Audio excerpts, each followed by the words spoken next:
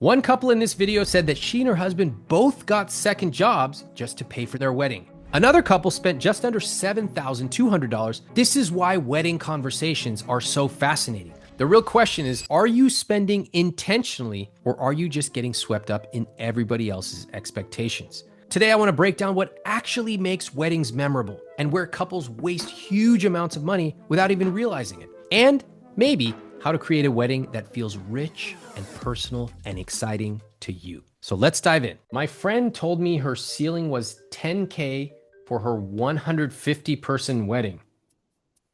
I warned her she wasn't being realistic and she showed me a venue that would cover everything for $5K. What venue covers everything for $5K? You can't even get a room in a restaurant for $5K. Of course, she was looking at the venue fee and nothing else. It was heartbreaking to watch the spark go out of her eye.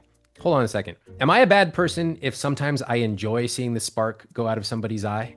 I'm like, that spark wasn't real. It was delusional. Now let's create a real spark. You need to know your numbers. Okay, I don't know. I'm a bad person, I think. The budget crept up. It's $35K now. The guest list has been slashed, and her fiance have taken to begging family members for money. Mom's covering the dress and modifications. His family covered the venue down payment. They're still hoping for a few family members to pitch in, hoping guest gifts will shrink it. Kind of crass, don't you think? I don't know how you can go into the process without knowing. Or maybe people see Instagram influencer weddings, see the average price, and assume $40K value must be for all the bells and whistles. Not for me. All I want is the venue, food, drinks, apps, photographer, DJ, bridegroom outfits, flowers, and a nice cake. And then they realize that's the $40K wedding. This is a very apt comment. Let me tell you who I blame in this situation. Parents.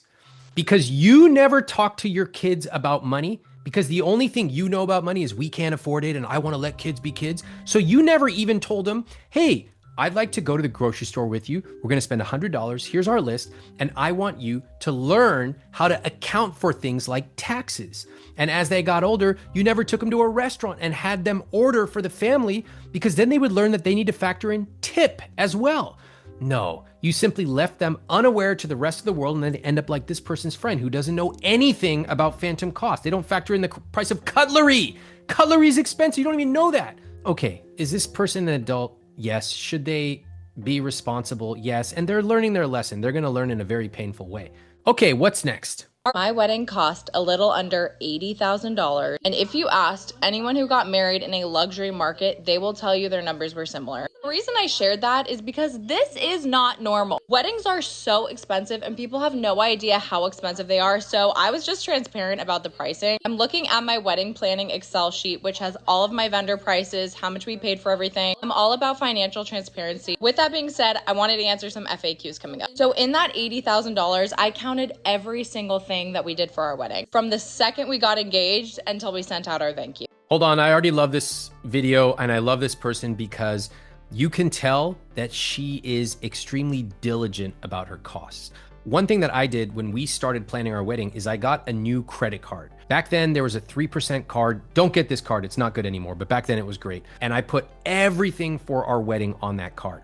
For example, not only the wedding costs, but when we took a driving tour around California because we wanted to look at different venues, when I filled up the gas in the car, I used the wedding card. And that allowed me to track how much the total wedding expenses were. If you are not tracking this and you have a finite amount of money, it's gonna add up really quickly and it's very likely you go over the amount you said.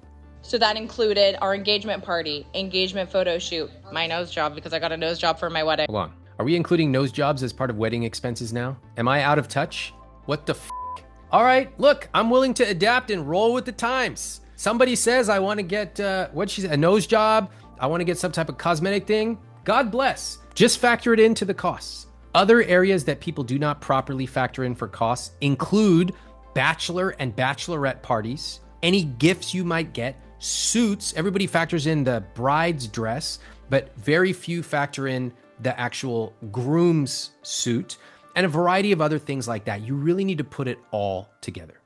Our tips, insurance, taxes, all of our vendor, postage, our thank you letters, hotel blocks, etc. Did we go into debt? No. And let me tell you why. I had a sinking fund for our wedding. So if you're in a serious relationship, you probably know that an engagement is coming. So a sinking fund is essentially money you put aside for a big event or something you see coming up. My fiance and I both had money saved from our individual sinking funds, which totaled about $40,000. Then we got our actual vendor quotes, and I'm not gonna lie, I went into a full-blown panic spiral. This was with about 8 months of wedding planning left to go. I was like, there's no way we're gonna be able to afford to do this. But we got into action mode. Another thing I love about this video is she is not passive.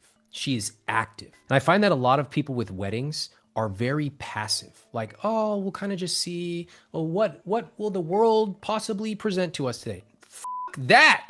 Y'all need to go on aggressive mode. Have any of you ever been aggressive about anything in your life? I don't know what it is. For me, it was I'm being aggressive about winning the spelling bee, which I did, but then I lost in Sacramento. That was another story. We're not going to get into that. What are you aggressive about? I find very few people who are as aggressive as this creator who said, all right, we're going into action mode. We're going to track everything. We're going to create clear priorities.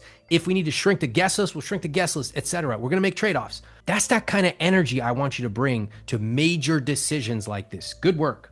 My husband and I both got second jobs. We were both working between 50 and 60 hours a week between our full-time jobs and our second job. I wasn't making a steady stream of income on social media at the time, so it was purely from working our asses off. Another thing I think a lot of people don't consider is you need to tip your vendor. They're all small business owners, so we tipped every single vendor. There are a lot of sneaky costs with weddings. She's mentioning tipping. Indian people at their weddings have just like rolls of cash. Usually it's the dad and maybe the brother of the bride, and they just have like thick amounts of cash they just hand out. I don't know if that happens here as much, but I know that for my sister's weddings, my dad said, hold this, and whenever I tell you, cut me part of the roll so I can give it to some vendor. Like, boom, that's how it works. A lot of things that sneak up on you, and especially if you live in a luxury market. I mean, we got married in the Napa Valley. I was quoted $30,000 for catering. So it ain't cheap. It's not right. We looked at Napa as well. It's beautiful. We found it to be, basically they were like, take it or leave it. And we're like, dude, we're having a multicultural wedding. We want, we're going to bring a horse. I'm coming in on a horse with a dole behind it and all kinds of stuff.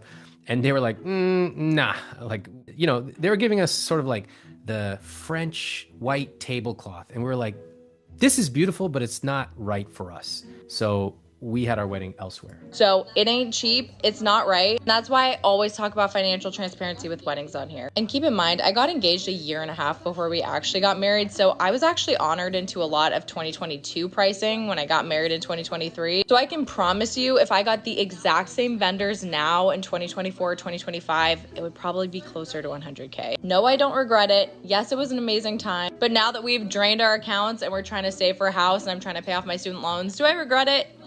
Yes and no.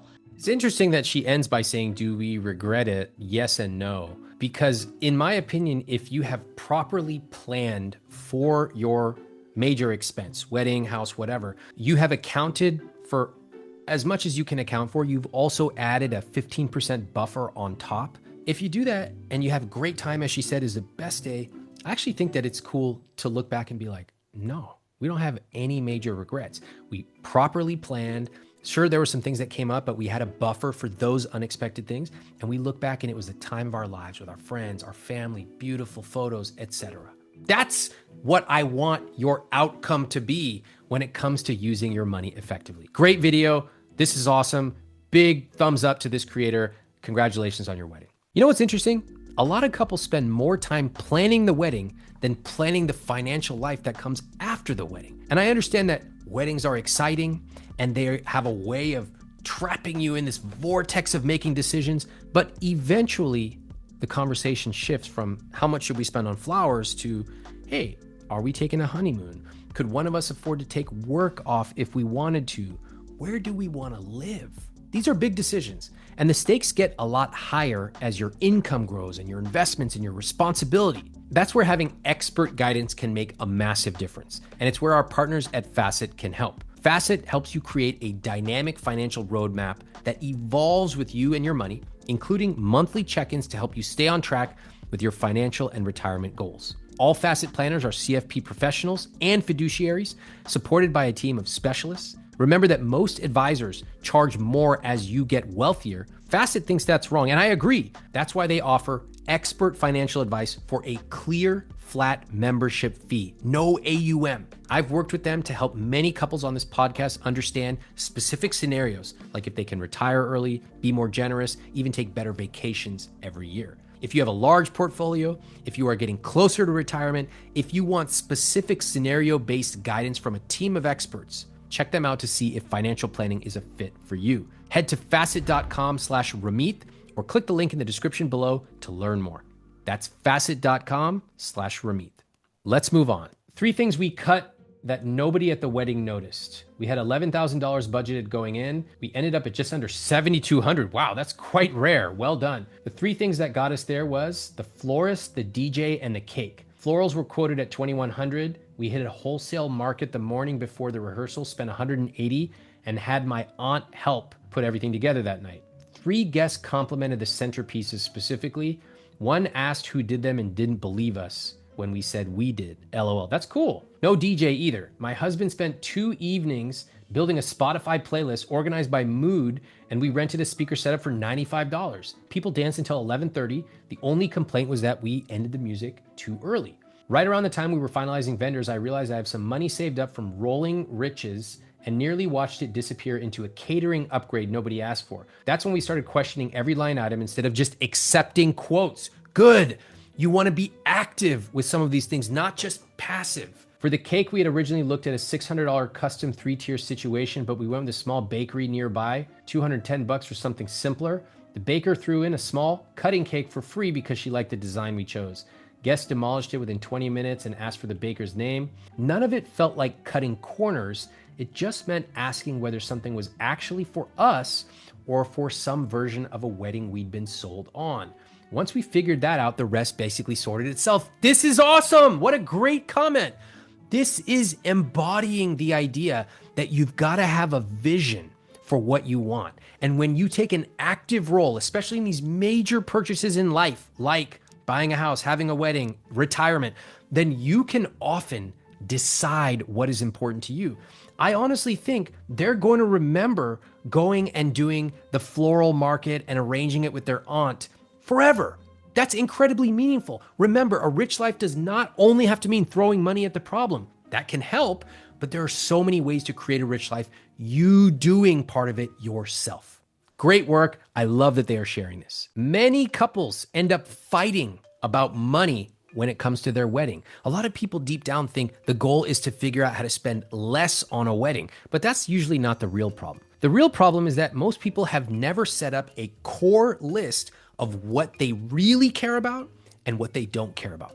And they end up with this Frankenstein of a wedding that's not personal to them. I want you to learn how to refine what you care about and what you don't, whether it's with a wedding, vacation, your house, your car, so that you can feel super confident. And inside my money coaching program, I will show you how to build that very system. So when you do spend extravagantly on something you care about, it actually feels exciting instead of stressful. If your dream is an amazing wedding weekend, great. Let's build a system that helps you get that. If your goal is to take a trip and to be able to see something miraculous and beautiful, I'm gonna show you how to do that too. Join my money coaching program today. You can scan the QR code on screen or click the link below to get started. I will see you inside. Wedding versus honeymoon. This is from Personal Finance Club. I like his stuff a lot. Highly recommend following him. Okay, Robert and Rachel and Sam and Stephanie get married. Robert and Rachel spend $30K on their wedding, which is the average. And then he's saying 32 years later, that couple needs to work for 3 more years to reach their retirement goal. Okay, Sam and Stephanie elope and invest $30K. The investment has grown to $261,000 and they take a 3-year honeymoon. Come on, man. It's fair. The math is correct, but I do think there are people who follow this advice that Jeremy recommends and they take it to an extreme, because this is essentially teaching people that the primary relationship that you should have with money is saying no. I mean, what could be more important than a few key things in your life? So you may not want to spend $30K on a wedding, But is it 10K, 5K, 18K? Like, what is the money for? I don't mind illustrating the power of compound interest. I think this is a clever way to do it, but I do think there are so many messages around money that make people feel guilty for spending, especially around weddings. I don't want you to feel guilty. I actually want you to feel really good about spending, whether it's 200, 5,000, 500,000. And while you should understand compound interest and opportunity costs, I think that we understate the skill of spending on the things you love. So many people think money problems are just about math, and then you watch how people actually spend their money around weddings, houses, vacations, family, and you realize that money is deeply emotional and it involves deep money psychology for us. Have you ever wondered why you do the things you do with money? Have you ever wanted to improve your relationship with money? Subscribe to this channel because that's what I talk about here. I'm going to show you how to be more confident and competent with money, so click subscribe. You know what's weird? Couples will spend 6 months debating some tiny esoteric wedding detail, but they rarely stop to ask the one question that matters. What do we want our wedding to feel like? That's the question. Once you answer that, a lot of other decisions become much, much easier. So for example, if you want people to be having fun, then you might be spending more on the DJ, or you might be getting a venue that stays open later. If you care about having your friends together and meeting each other from different parts of your life, maybe you're going to spend more on the hotel experience or the venue, less on the flowers. But most people don't think about what's important and what's not. Everything is equal to them, and suddenly the forks feel just as important as the photographer. So before planning anything, I would literally encourage you to write down the top 3 things you care about for your wedding and the way you want to feel. Compare those lists, and that one conversation will save you money, stress, and tons of arguments. Remember that a wedding is 5 days. Oh wait, that's just for Indians. A wedding for most people is 1 day. How you handle your money together is actually what shapes your financial life. So the wedding itself is just the output of the two of you collaborating and talking and creating this vision together. It's like you basically created a project together. It's your first major project. The couples who effectively run this project together, they're very likely to do it for the rest of their lives. The couples who don't, same thing. If you want help figuring out how to actually build a rich life together and thrive, watch my video called The Secret to Financial Success as a Couple next.